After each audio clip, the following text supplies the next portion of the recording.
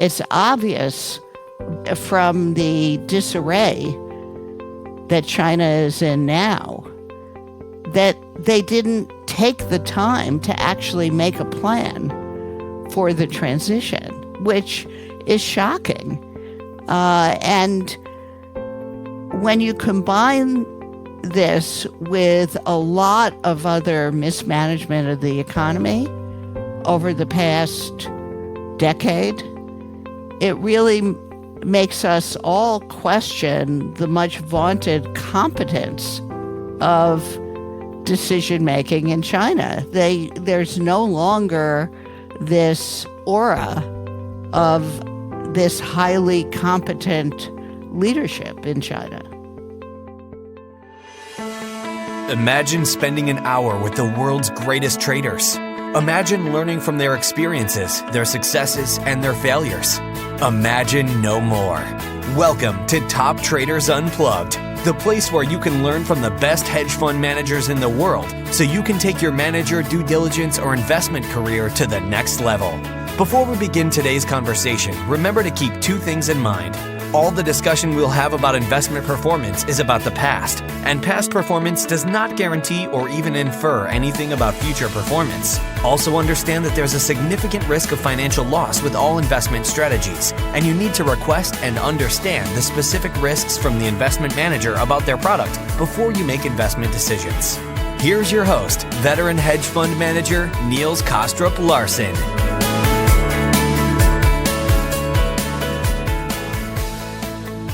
For me, the best part of my podcasting journey has been the opportunity to speak to a huge range of extraordinary people from all around the world.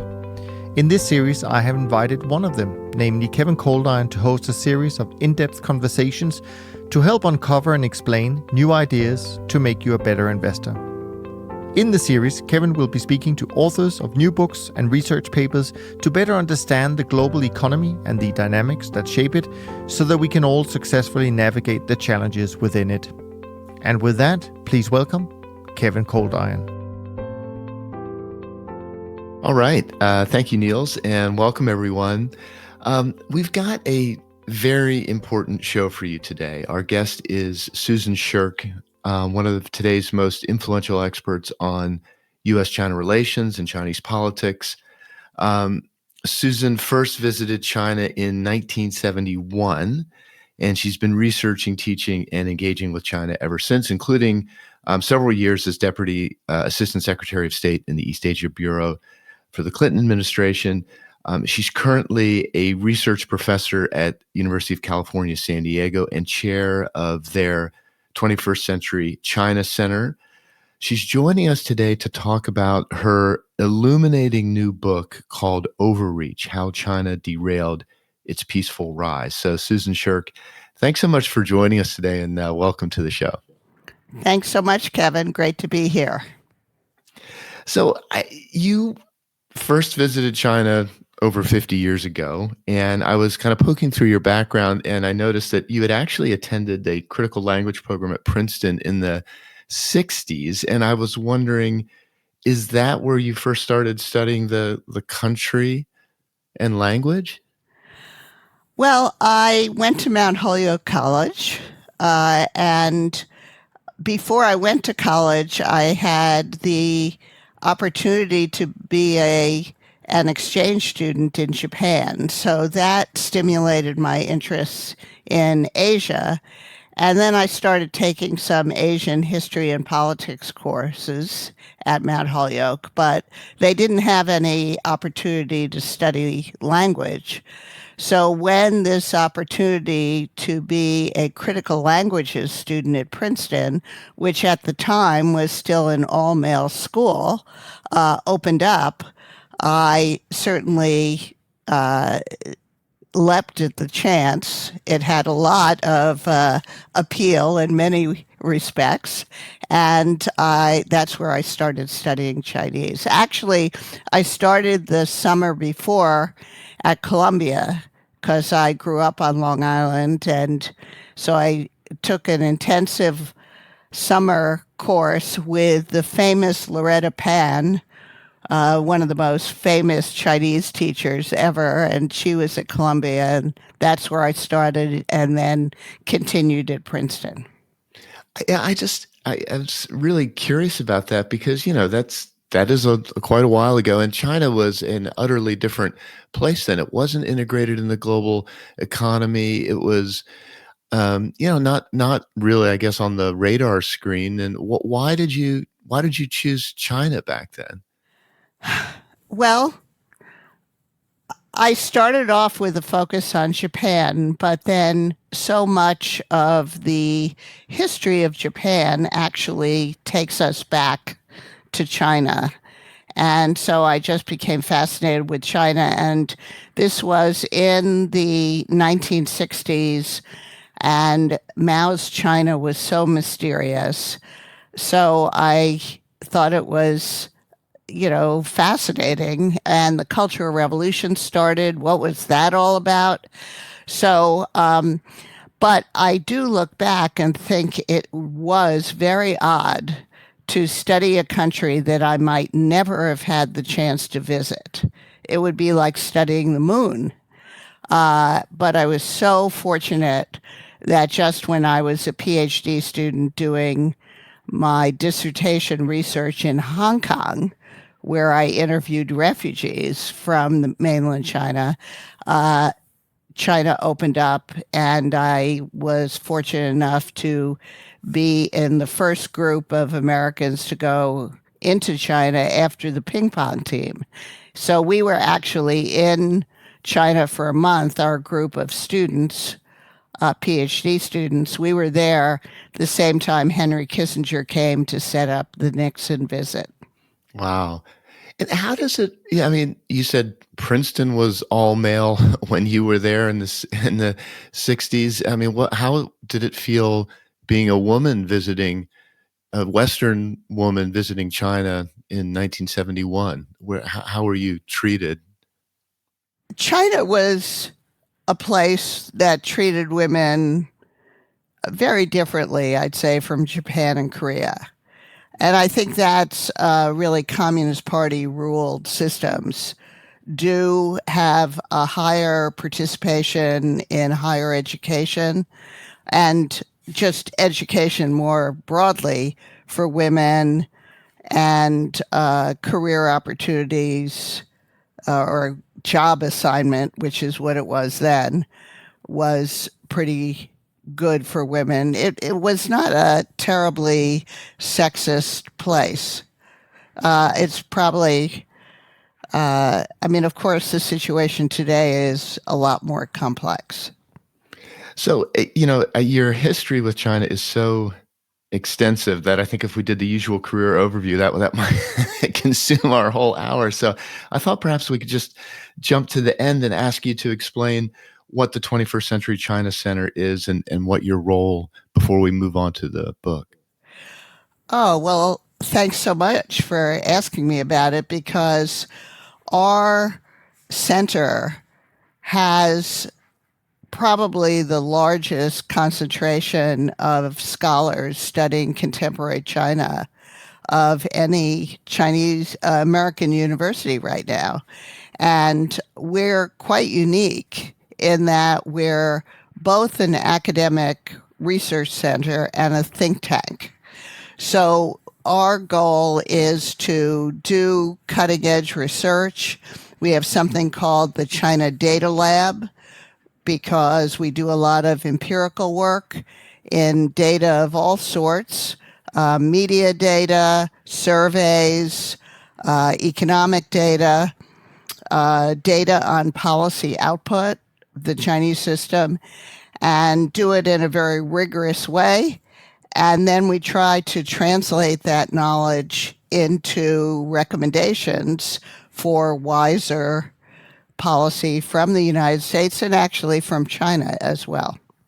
So a lot of our listeners, as you know, are in the financial markets. Is that data something that they could go to your center and access and use? Yes, some of it certainly is. And we have blog posts. For example, my colleague Victor Shirk, who probably is well known to investors in China, He has an amazing database of Chinese politicians, of Central Committee members, of provincial party committee members, going all the way back. And people can play with that data. And we have a lot of other types of data that are available, or you can always contact the researcher and ask for permission.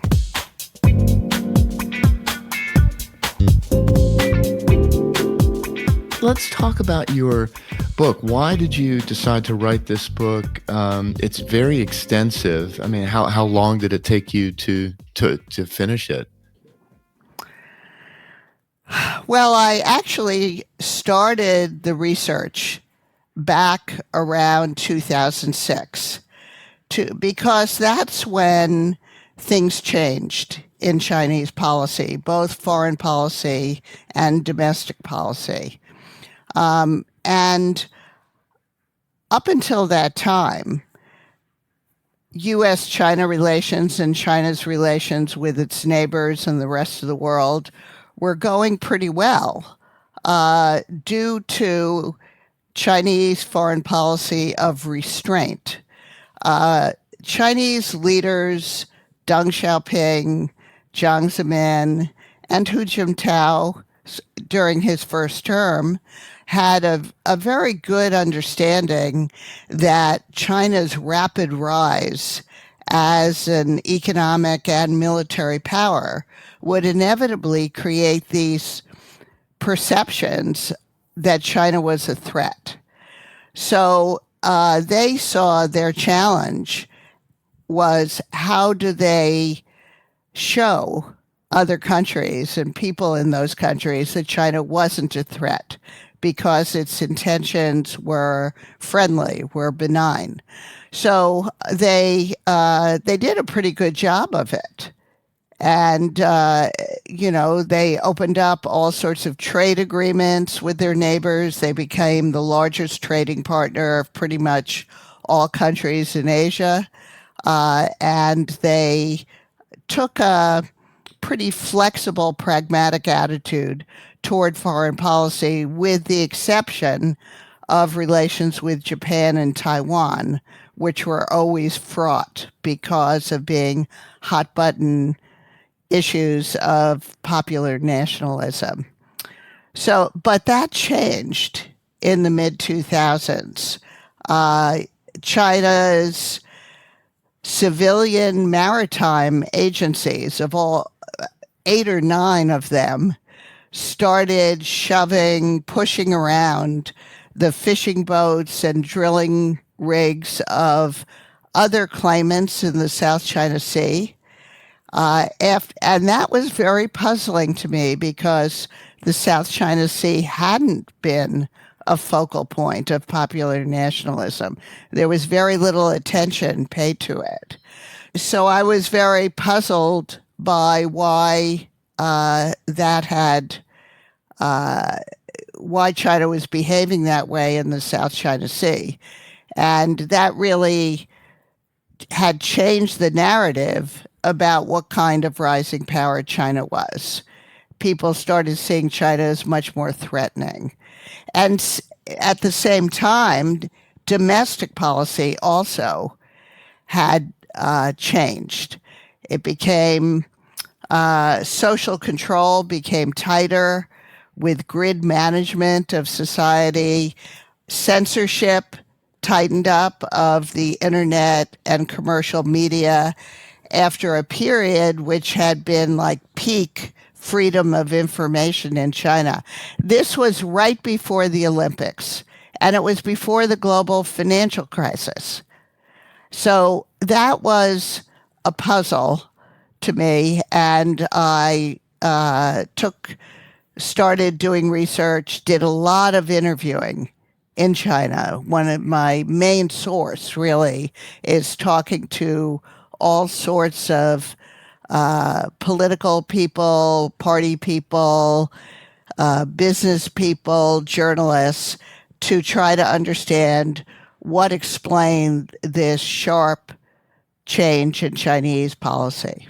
Yeah, and I wanted to ask you about that because the book really is peppered with just, and you say interviews a lot. And my question was, I presume these are just people that you've met over the years through your various work there, but were they anxious to talk to you? In other words, did they want to get their point of view across, or were they nervous?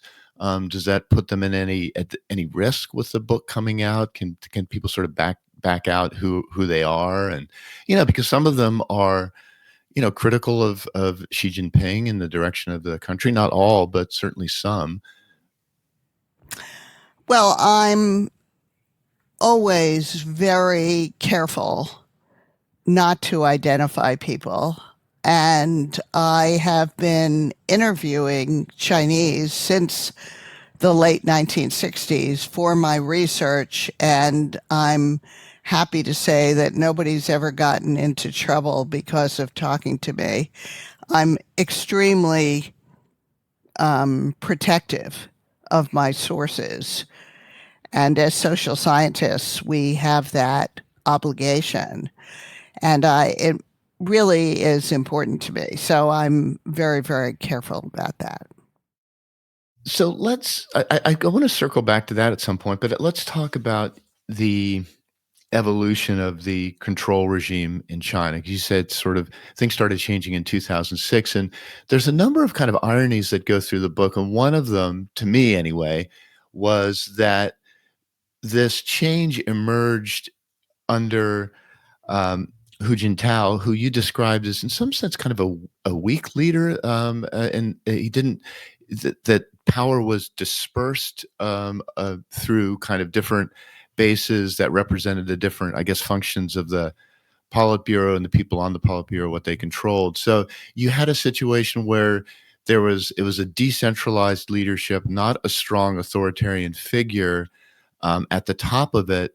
Power dispersed. How did this, beginnings of overreach emerge in what seems like not exactly say a hands-off approach to governing, but certainly not the kind of concentrated power that we see under Xi Jinping? Yes, well, it is probably the most surprising thing people who read my book will learn, which is how did we get to where we are today?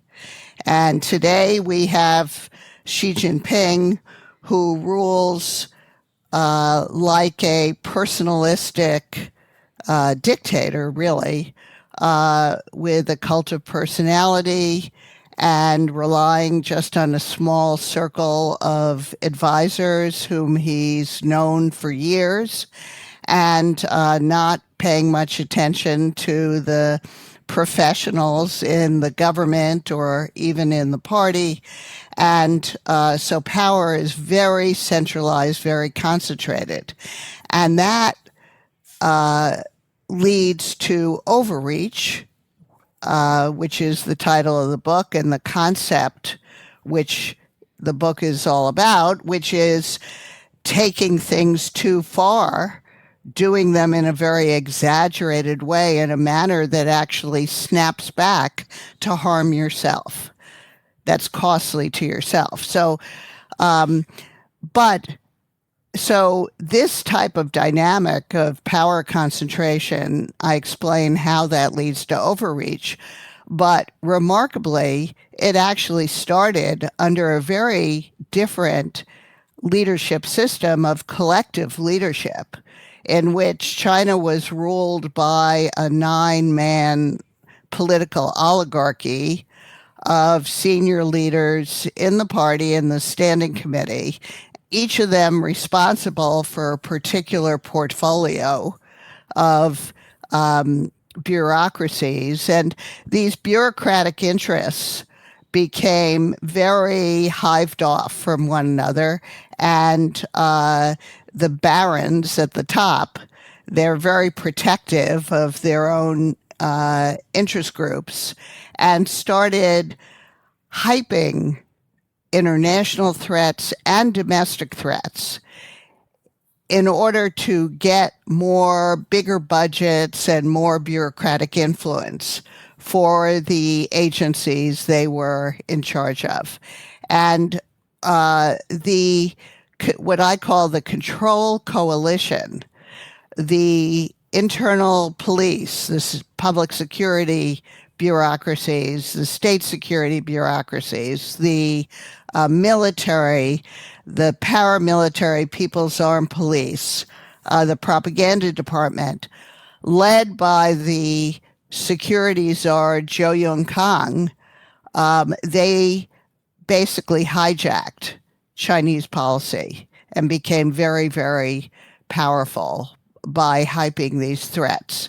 Also, the state agencies in charge of the economy, who they got into a kind of log roll with the control bureaucracy because they all, these bureaucracies were protective of the state-owned enterprises and less supportive of the private enterprises. They wanted the state to start playing, once again, a more active role in guiding the economy, especially to develop China's indigenous technology.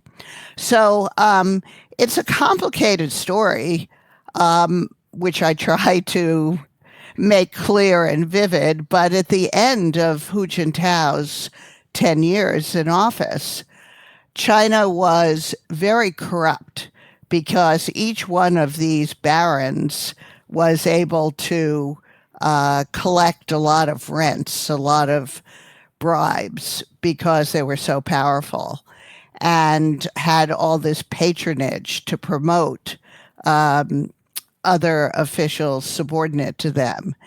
And it was very corrupt, and you also had open splits in the leadership, as we saw in that drama with Bo Xilai, the Chongqing party secretary, in 2012. So that enabled Xi Jinping to make the case for a more concentrated leadership system. And other party leaders agreed with that at the time. I wonder if, so that's a really, I think, clear summary. And maybe if I could just repeat it back to you and see if you agree with my summary. So you use this concept log rolling, which I hadn't heard before. And my interpretation was that, you've got these 9 oligarchs, these 9 portfolios of power. And there's this kind of implicit agreement that, hey, I'll agree to give you the resources, let you do what you want, as long as you agree to let me do what I want. So you have kind of 9 almost separate silos of power that were in some sense, no checks and balances between them. And so within each silo, there was this kind of almost like mini overreach of their particular portfolio, which was justified based on, hyped internal and external threats. So that is kind of the beginnings of overreach. Is that right? That is right. And of course, log rolling is a term we usually use in a legislative setting, especially in the U.S. Congress. So, but it is as you describe it, which is trading support for one another's projects, not checking them. That's the important thing. There were no mutual checks. I mean, they could have served as vetoes of one another, but they didn't do that. And the main reason they didn't do that is the cohesion at the top, maintaining this facade of unity among China's leaders is so important, because public splits in the leadership could bring down the whole house of cards, because most authoritarian regimes fall top down, not bottom up. They fall because of power struggles, splits, open splits in the leadership, which then emboldens the public to come out on the street. And that's what happened in Tiananmen in 1989. So Xi Jinping takes over in 2012, and he's taking over a situation where you've got these, I'm using nine, but you've got these different power bases that have been kind of unchecked. Corruption has spread, and presumably there's dissatisfaction with this. So he comes in and says, I'm going to clean up.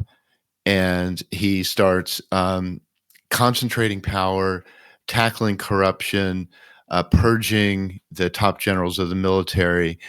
And my sense is that was quite like an internally, domestically popular move initially. Is that right?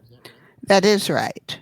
And the anti-corruption campaign was extremely popular among the public. And in fact, Xi Jinping has been popular with the public right up until recently. And they're due mostly to his overreaching in the zero COVID extreme method, which the public finally was fed up with. But up until that time, our surveys at China Data Lab indicated that Xi's popularity was pretty strong.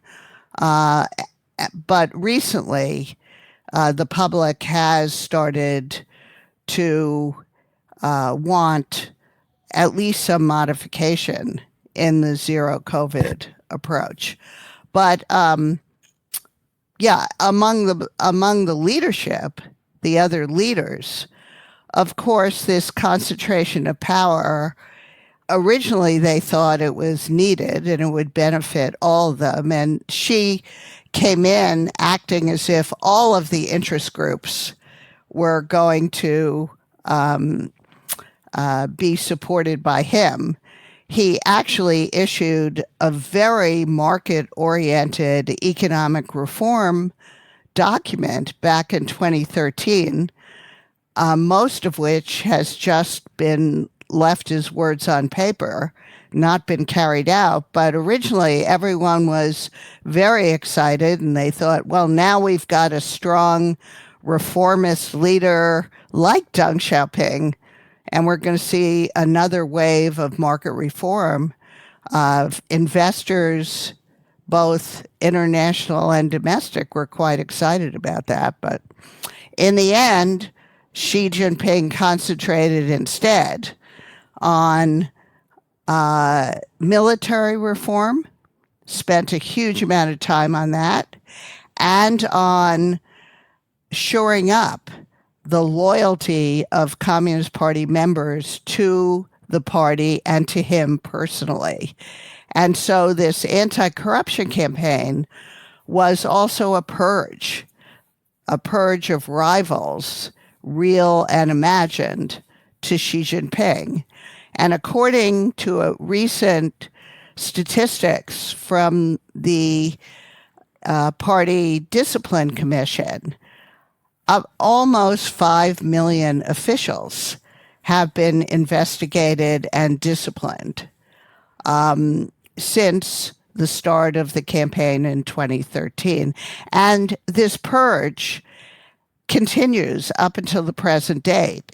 It's become what Zbigniew Brzezinski called, in talking about the Soviet Union, a permanent purge.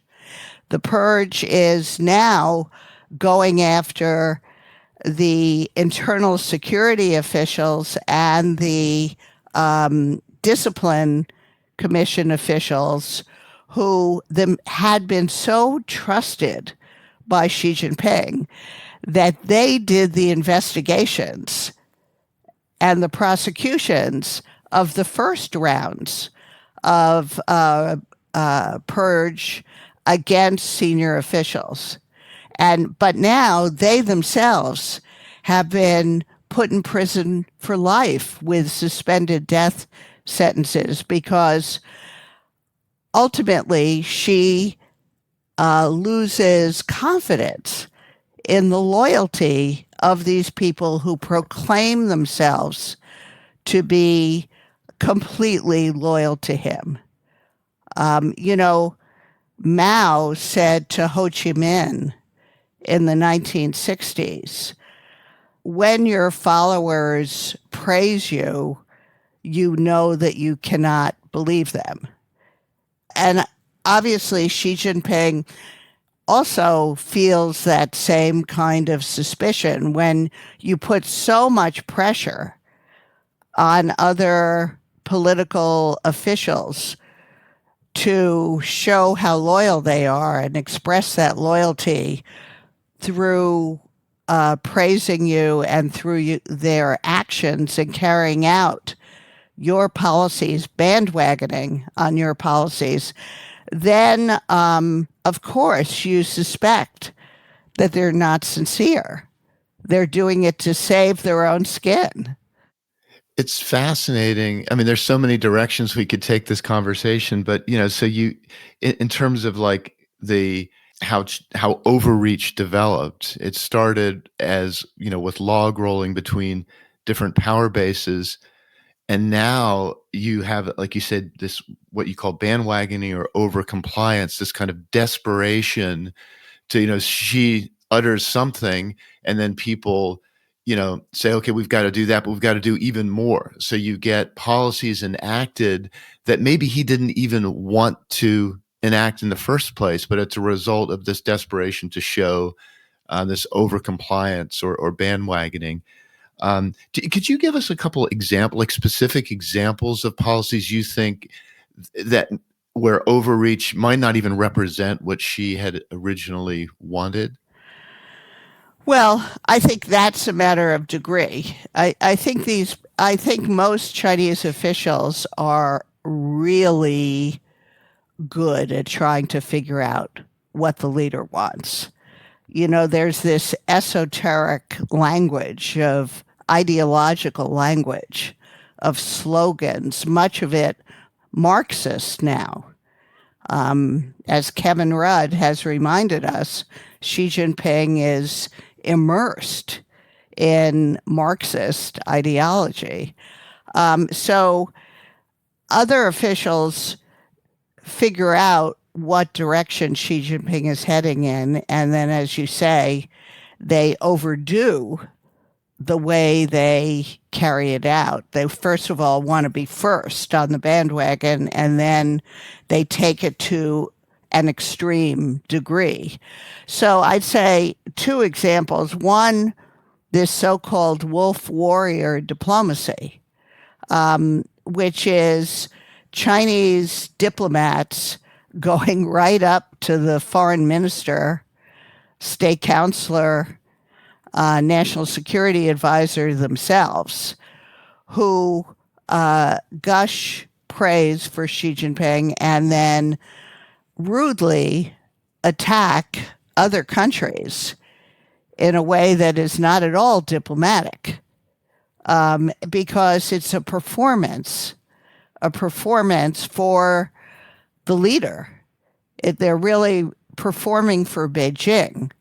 They're not trying to communicate with the people in the other country that they are visiting or based in. And we know that Xi Jinping expressed approval, encouraged this. And by the way, a lot of this is done on Twitter, a social media which is blocked inside China. But still, there are many people who manage to get to it by using VPN. So anyway, I think wolf warrior diplomacy, especially during COVID, when China was giving masks and other medical supplies to other countries to help them in the early stages of the pandemic.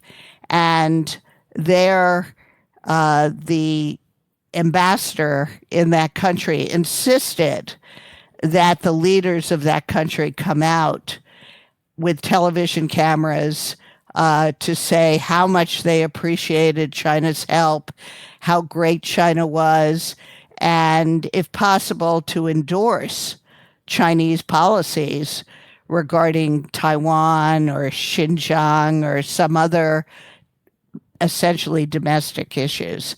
So I'd say wolf warrior diplomacy is an example of that overcompliance. And the other one that's just a textbook case of what Deng Xiaoping, in criticizing the Mao era, talked about the overconcentration of authority and arbitrary decision-making, and then leading to tragedies like the Great Leap Forward and Cultural Revolution. But now we have the tragedy of zero COVID.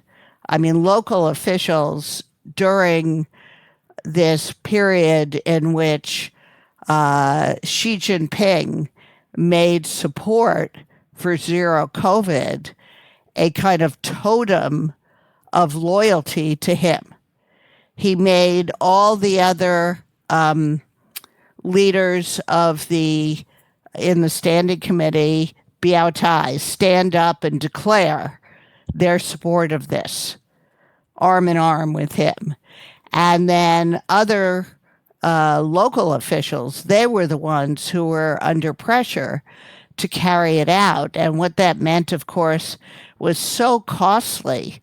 All of this regular testing and quarantining and the lockdowns, and local governments have gone broke doing this. And the local officials, of course, have become very unpopular with local citizens because of it. So, it looks, unfortunately, all these guys in their hazmat suits rounding up people into lockdowns doesn't look that different than the Great Leap Forward in the Mao era in 1958-59, when people were rounded up to go into collective farms. And that's an episode where 35 million people were estimated to have died. Were you so you talk about protests in China are not, they're not rare. You said there's thousands each year, and there's a kind of a textbook or a playbook, for dealing with them, which is, express sympathy for the protesters, satisfy some of their demands, blame the local authorities, and then throw the ringleaders of the protests in jail. Was that playbook initially tried with the COVID protests and then failed, or did they emerge in kind of a different way? No, actually, it has been pretty much, it's been followed to a certain extent with the COVID protests, in the sense that people will be imprisoned for their activities, for sure. The so-called ringleaders, or the people who appeared to have emerged as informal leaders. But what hasn't happened, other than one thing that Xi Jinping said at a meeting with some European leaders about the protests, he did mention the protests as being caused by the frustrations of young people about the epidemic, or, so he acknowledged they occurred. But so far, that's the only time Xi Jinping or any senior leader has really acknowledged the protests. So that is very different. I mean, eventually... Sorry, I can explain that. That's very different in the sense that, how is that? Earlier protests were smaller. They were not nationwide. These protests against the extreme zero COVID lockdowns were in, I think, 30 some odd cities. That's still not that many compared to Tiananmen, which was 130 or 150 cities.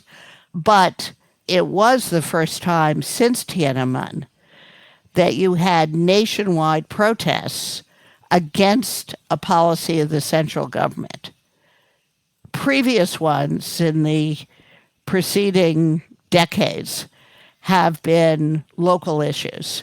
A chemical plant being built and leading to environmental damage, or some actions by local officials that people didn't like.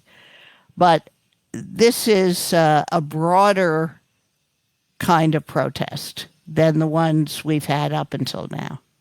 You say that, I found this fascinating, that the public under Xi has been sort of, quote, trained in the sense, and this is my wording, that because there's no rule of law, the public knows that unless they stir up trouble, their grievances aren't going to be addressed. So it's it's another one of those ironies that run through the book, that, they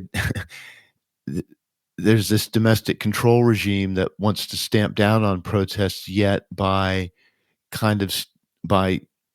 not having rule of law, you create a situation where protests are kind of the only way to get your voice heard.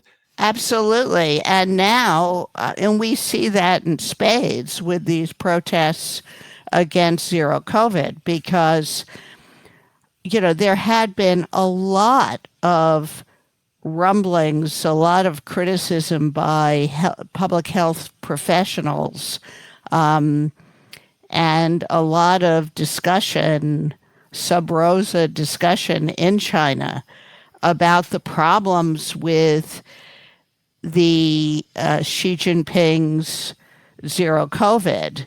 For one thing, all the resources, the human resources and the money, were going into constant testing and quarantining and not into vaccinations. So that left them. What I've read is that there's a cultural resistance to vaccinations. Is that just? It's a puzzle. I don't think we know the answer to this. I mean, there's resistance to vaccinations everywhere. People were being coerced to stand in long lines in all type of weather to get tested almost every day, and were forced to into collective quarantine. I've seen recently a graph of the collective quarantine numbers going into the millions, and the vast majority of those people, almost all of them, were simply contacts of people who had tested positive. And tested positive most of the time with no symptoms. So these were people being rounded up just because they were contacts or even secondary contacts. It was crazy. And the lack of pressure to be vaccinated, why not make a really big push to get everybody vaccinated, especially the older population?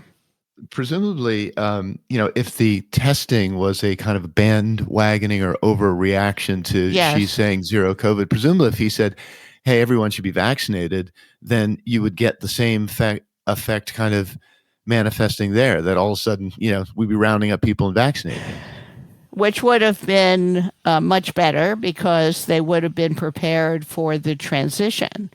It's obvious from the disarray that China is in now that they didn't take the time to actually make a plan for the transition, which is shocking. And when you combine this with a lot of other mismanagement of the economy over the past decade, it really makes us all question the much vaunted competence of decision making in China. There's no longer this aura of this highly competent leadership in China. Yeah, it's funny because I'm sure you've been in this position way more times than me, but I think if you kind of roll back the clock 10 or 15 years ago, everyone's been at a dinner party where someone, is like, if we just had a little, a little bit of benign dictatorship, we could get bridges built, schools sorted, we look what China does, and there was this envy in the West of their ability to get things done.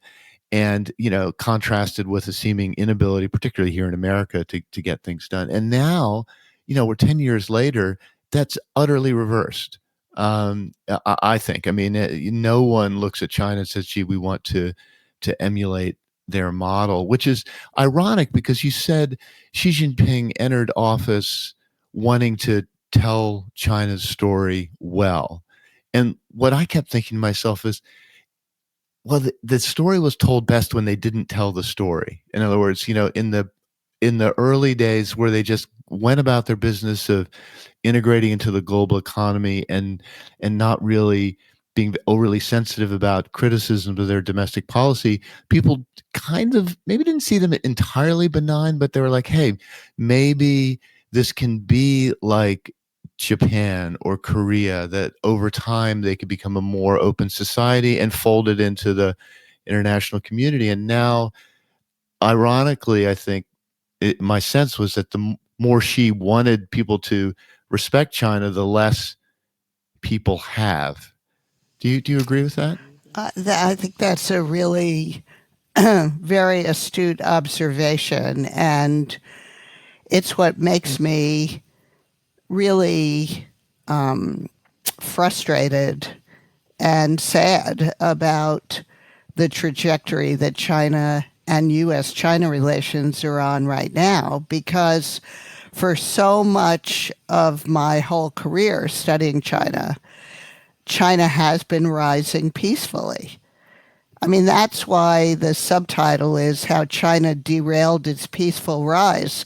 For one thing, I want people to remember that China hasn't always been the way it is now, and that it was rising peacefully, and that there's this possibility for China, if its decision makers exercised restraint and tried to create a system of governance that was responsive to its population, which is now a very large middle class that travels abroad, that sends their children to study abroad.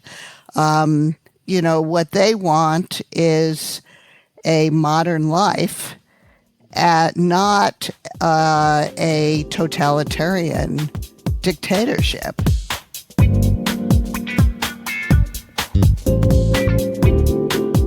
How can China demonstrate to the world that if it wanted to, and it doesn't at the moment, but at some point if it wanted to, how could it demonstrate to the world that it's back to a peaceful rise? Because it strikes me that once Xi has eliminated these institutional constraints on, say, turnover of power, he's centralized control, you would have to go kind of one step further than where they were already at to say, we're serious about this. As ironically, they would have to take deeper steps toward democracy than they would have had to have taken now, I think, to demonstrate to the world that they were serious about a peaceful rise. I mean, is there a path in your mind that China can demonstrate to the rest of the world that its intentions are peaceful?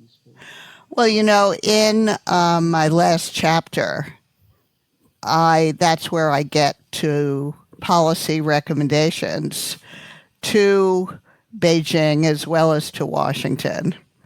And I make some suggestions to Beijing that people may think are, naive and impossible. But I have seen, over the many years I've been studying China, I've seen some pretty dramatic turnaround. So I don't think they're they're certainly not impossible. I mean, Xi Jinping holds a lot of power in his hand. So he has the ability to make these turnarounds. So I'll just mention a couple. One is close the camps in Xinjiang. That would be huge. Let people, the International Committee of the Red Cross and other international observers come in and confirm that, yes, they're still trying to sinicize the Muslim population in Xinjiang, but they're not forcing them into thought reform camps. That would be big. Another one is to resume dialogue with Taiwan's leaders to try to preserve something of, preserve the interdependence, the economic interdependence of Taiwan and the mainland, and to, from their perspective, try to prevent the Taiwan authorities from declaring independence. Hu Jintao did that. They had a lot of dialogue with Taiwan leaders, and they strengthened the direct links in transport and commerce between the two sides, and tried to kind of win the hearts and minds of the Taiwan people. I mean, that will be extremely difficult, especially after Beijing's takeover of Hong Kong. But it could, it's something that certainly they could do. You say in the book that over time, as the control regime has strengthened, that fewer and fewer people are willing to essentially give feedback to Xi, to give him any bad news. So how, if he was going to pivot like that, what would trigger it? Well, yeah. Does he know how people in the country view him? That's one of the greatest benefits of elections. Elections are a good indicator of how the public views the government. So they try to do surveys. They have all sorts of internal methods, none of which I think are really very reliable. But that was the interesting question after the 20th Party Congress that occurred in October when Xi Jinping got his third term. Some people thought, okay, this is it. This is the high point. Xi Jinping is riding high. He's so confident, and he's going to continue in the same direction that he was headed in before. I felt in some sense that he needed to restore confidence after the 20th Party Congress because he had broken all the rules, fired anybody who might question his judgment. He had embarrassed Hu Jintao by leading him out of the meeting, and now with zero COVID and having to turn on a dime to reverse the policy that just weeks before he and others were saying was the symbol of his leadership because of protests. I think he and the economy is in such bad shape because of his own actions as well as other secular trends. So I think he does feel a need to restore international confidence and domestic confidence, which could be a motivating factor in a kind of course correction and some moderation in Xi's policies. But, it's hard to know, very hard to predict, and I'll be very interested to see whether or not, well, actually, they just had the big national economic conference, and they're trying to persuade private business people to have confidence in the government again, which will be very difficult given the way that Beijing and Xi Jinping has pummeled them beginning in 2020, 2021. Yeah, and we didn't get to talk about that, but it really struck me as how you can. There's no precedent for trying to have an open capitalist economy that with also a domestic control regime. I don't know how you pull that off. I don't know how you encourage entrepreneurs to start businesses when they know as soon as they become powerful, they're in danger. I wondered. I know we're coming up at the end of time here, and I want to maybe just ask a couple personal questions to you if you're comfortable with them. I mean, I know you're teaching a course in China that you have been for a while, and do you remain comfortable doing that? I mean, would you, if a country opened up, would you go back over and teach in person? Would you feel at risk in any way? I mean, given that the book is quite openly critical of China, and they've been, they've been very sensitive to those things. I'm pretty optimistic that they won't try to prevent me from returning to China. I think there are many people in China, including some senior officials whom I have known for a long time, who know that my views of China and my hopes for U.S.-China relations are basically that I'm hoping for the best for the Chinese people and for Chinese society and for America's ability to benefit by cooperation with China and interdependence with China. I've been rather outspoken criticizing U.S. policy for overreacting to China's overreach, especially in the tech restrictions and economic restrictions and human capital, visas for Chinese students and visiting scholars. So I think people know me,